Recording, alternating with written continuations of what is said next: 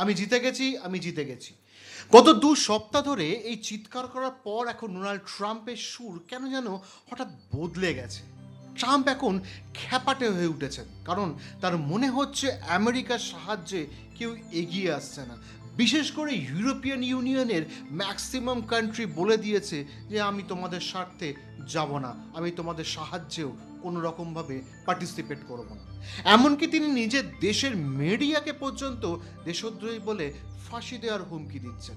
কিন্তু অন্যদিকে তাকিয়ে দেখুন, ইসরায়েল একেবারে শান্ত, তাদের মধ্যে কোনো তাড়াহুড়ো নেই, কোনো ছটফটানি নেই। কেন? যখন পুরো দুনিয়ার নজর ইরানের ওপর, ঠিক তখনই লেবাননে নিঃশব্দে চলছে গাজা পার্ট 2। লক্ষ লক্ষ মানুষ বাস্তুচ্যুত, নিষিদ্ধ হোয়াইট ফসফরাসের ব্যবহার, সবই যেন এক বৃহত্তর পরিকল্পনার অংশ। আমেরিকা এই যুদ্ধে এসেছিল তেলের লোভে আর নিজেদের দাপট দেখাতে, কিন্তু ইসরায়েলের লক্ষ্য কি শুধুই তেল, নাকি নাকি তাদের আসল গেম অন্য কিছু? আজ আমরা উন্মোচন করব গ্রেটার ইসরায়েলের বেশ কিছু পার্ট, যেখানে ধর্ম, বাইবেলের ভবিষ্যৎবাণী আর আধুনিক যুদ্ধ মিলেমিশে জাস্ট একাকার হয়ে গেছে। আমেরিকা কি সত্যি ইসরায়েলের হাতের পুতুল হয়ে গেল? নমস্কার, আমি দিব্যেন্দু, ইন্টারজিও চ্যানেলে আপনাদের স্বাগত। ডোনাল্ড ট্রাম্প এখন হতাশ। তিনি হুমকি দিচ্ছেন যে যারা আমেরিকাকে সাহায্য করবে না তাদের তিনি পরে দেখে নেবেন।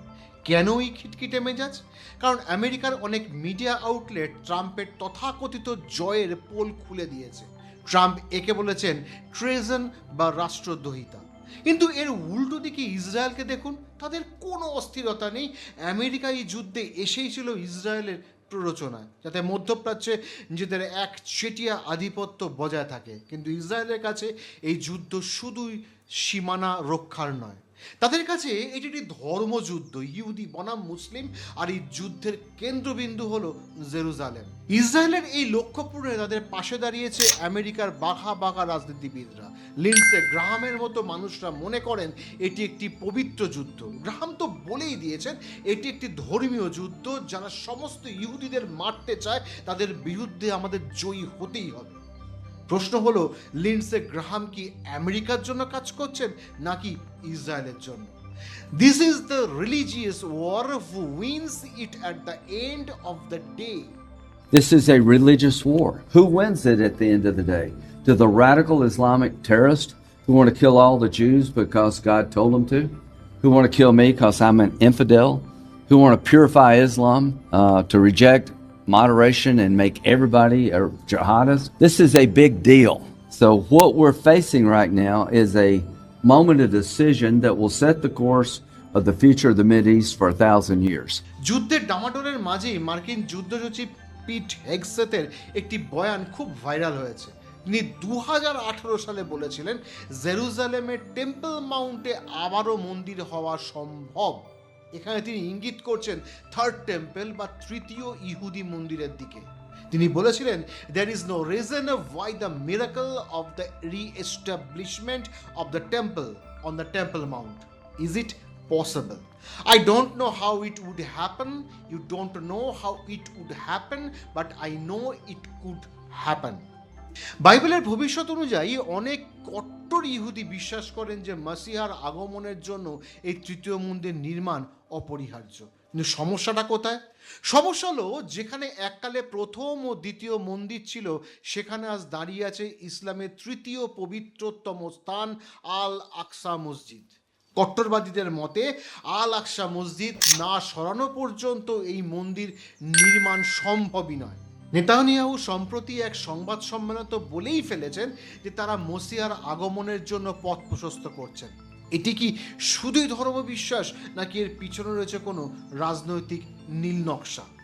এটি একটি সক্রিয় প্রকল্প যার উপর নেতানিয়াহু বছরের পর বছর ধরে কাজ করে আসছেন। ইরানে যে হামলা হয়েছে, গাজায় যে গণহত্যা হয়েছে, লেবাননে যে দখলদারি চলছে, ওয়েস্ট ব্যাংকে যে আতঙ্ক চলছে, সবই এই প্রকল্পের এক জীবন্ত অংশ।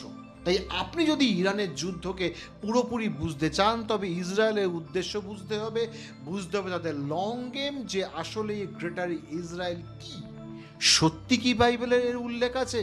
কি এই থার্ড টেম্পলের ভবিষ্যৎবাণী? কেন জেরুজালেমের আল আকসা মসজিদ ইহুদি বনাম মুসলমানদের লড়াইয়ের কেন্দ্রবিন্দু হতে পারে?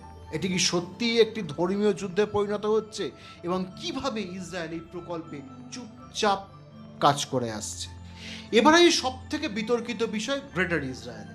ইসরায়েলে নিযুক্ত আমেরিকান রাষ্ট্রদূত মাইক হাকাবিকে যখন জিজ্ঞেস করা হলো তিনি কি নীল নদ থেকে ইউফ্রেটিস নদী পর্যন্ত ইসরায়েলের নিয়ন্ত্রণ সমর্থন করেন, তিনি সোজাসুজি উত্তর দিলেন, বাইবেল অনুযায়ী এই জমি তো ইসরায়েলকেই দেওয়া হয়েছে। এটি শুধু কোনো কল্পনা নয়, এটি একটি সক্রিয় প্রজেক্ট।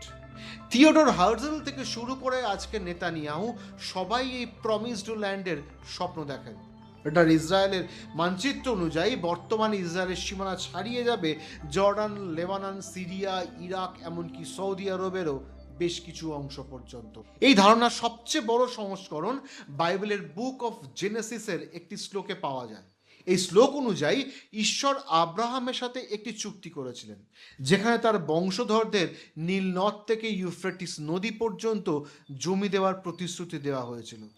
নীল নদ থেকে ইউফ্রেটিস পর্যন্ত আজকের ফিলিস্তিন, লেবানন, জর্ডানের পাশাপাশি সিরিয়া, ইরাক, মিশর এবং সৌদি আরবের পুরো অংশটা এর মধ্যে পড়ে। আব্রাহামের বংশধরদের মধ্যে ইহুদিরা পড়ে, কারণ তারা আব্রাহামের পুত্র ইসাকের বংশধর বলে পরিচিত। কিন্তু একইভাবে আব্রাহামের অন্য পুত্র ইসমাইলের বংশধরেরাও এর মধ্যে পড়ে, কারণ ইসমাইলকে আরবদের আদিপুরুষ বলে মনে করা হয়। কিন্তু বেশিরভাগ ইহুদি এটিকে কেবল নিজেদের অধিকার বলে মনে করে। বাইবেলের আরও কিছু শ্লোকে এই ধরনের উল্লেখ আছে, তবে সেখানে ভৌগোলিক পরিসীমা বেশ কিছুটা কম স্পষ্ট করে বলা আছে।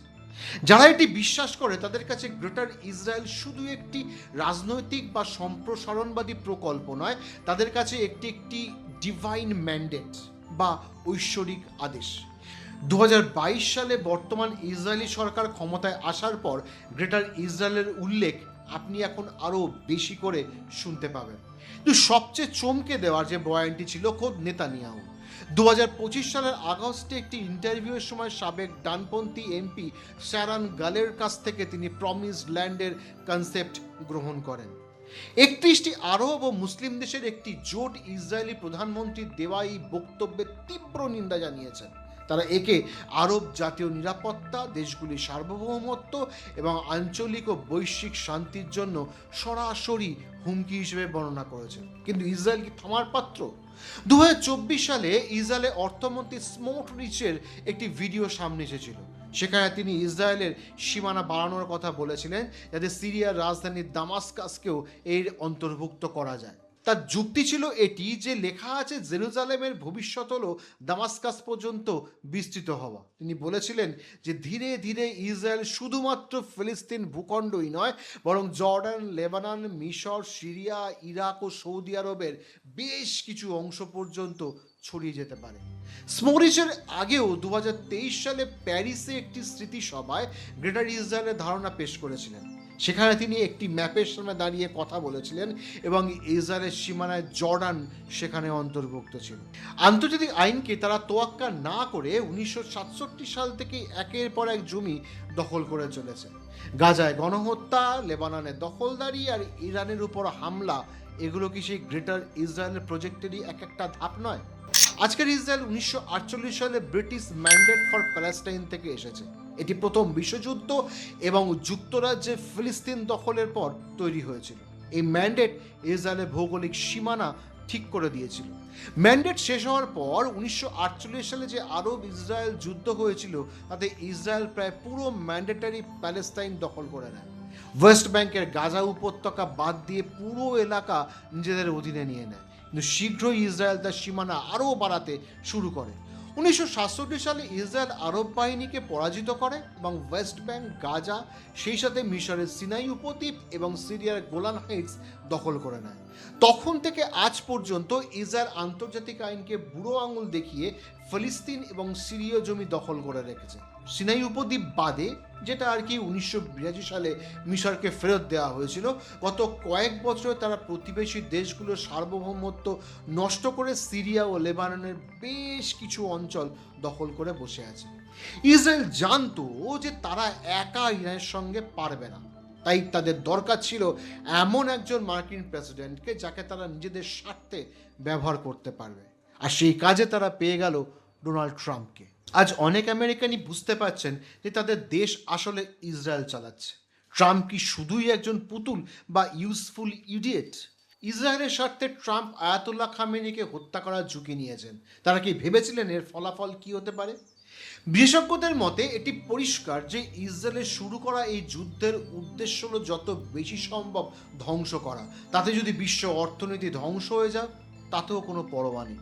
ইরানকে ধ্বংস করা আমেরিকার উদ্দেশ্য, যাকে ব্যবহার করে ইসরায়েল আঞ্চলিক ও বৈশ্বিক সুপার পাওয়ার হতে চায়। এরপর তারা উপসাগরীয় দেশগুলোকেও শেষ করতে পারবে, তুরস্ককেও আস্তে আস্তে যুদ্ধে টেনে আনবে এবং সর্বশেষ গ্রেটার ইসরায়েল নির্মাণ করতে পারবে। প্রকৃতপক্ষে ইসরায়েল চায় ইরান ও আমেরিকা একে অপরের চরম ক্ষতি করুক, যাতে ইসরায়েলের লড়াইয়ের পর আরও শক্তিশালী হয়ে ওঠে। তারা পশ্চিম এশিয়া ও উত্তর আফ্রিকা দখলের স্বপ্নও দেখছে। যারা গ্রেটার ইসরায়েল ও থার্ড টেম্পলে বিশ্বাসী, তারা মনে করে এটি একটি স্বর্ণযুগের সূচনা করবে, যেখানে ইহুদিরাই শুধুমাত্র আধিপত্য করবে। যারা গ্রেটার ইসরায়েল ও থার্ড টেম্পলে বিশ্বাসী, তারা মনে করে এটি একটি স্বর্ণযুগের সূচনা করবে, যেখানে ইহুদিরা আধিপত্য করবে এবং বাকি সমস্ত দেশগুলো তাদের নিয়ন্ত্রণে থাকবে। হ্যাঁ হ্যাঁ, আমেরিকা সহ সমস্ত দেশ। এই ইশারা নেতানিয়াহু যুদ্ধের মাঝেই অলরেডি করে দিয়েছেন। ইসরায়েলের আসল লক্ষ্য হলো আমেরিকা ও ইরানকে একে অপরের বিরুদ্ধে লেলিয়ে দিয়ে দুপক্ষেরই ক্ষতি করা, যাতে ধ্বংসস্তূপের ওপর থেকে ইসরায়েল একচ্ছত্র গ্লোবাল সুপার পাওয়ার হিসেবে আবির্ভূত হতে পারে। নেতানিয়াহু নিজেই বলেছেন, আমরা আঞ্চলিক সুপার পাওয়ার থেকে এখন গ্লোবাল সুপার পাওয়ার হওয়ার পথে। জেরুজালেম বা আল আকসা শুধু এক টুকরো জমি নয়, এটি কোটি কোটি মানুষের আবেগ, বিশ্বাস আর ইতিহাসের কেন্দ্র। যদি এই লড়াই সত্যিই একটি ধর্মযুদ্ধের রূপ নেয়, তবে এর ফলাফল শুধু মধ্যপ্রাচ্য নয়, পুরো বিশ্বের স্থিতিশীলতা বদলে দেবে। আমেরিকার জনগণকে এখন জাগতে হবে, তাদের বুঝতে হবে কিভাবে তাদেরই করের টাকায় আর তাদের প্রেসিডেন্টকে ইসরায়েল নিজের গ্রেটার ইসরায়েল স্বপ্ন পূরণের জন্য ঝাড় পোছার মতো ব্যবহার করছে। এই ধর্মীয় উন্মাদনা আর রাজনৈতিক উচ্চাভিলাষ যদি না থামানো যায়, তবে আগামী কয়েক দশক ধরে বিশ্বকে চরম মূল্য দিয়ে যেতে হবে। আপনাদের কি মনে হয়, এটি কি সত্যিই বাইবেলের ভবিষ্যৎবাণী পূরণের লড়াই, নাকি শুধুই ক্ষমতার লোভে সাজানো এক রক্তক্ষয়ী নাটক? আপনারাও আপনাদের মতামত জানান। সবাই ভালো থাকবেন, সুস্থ থাকবেন। জয় হিন্দ, জয় ভারত।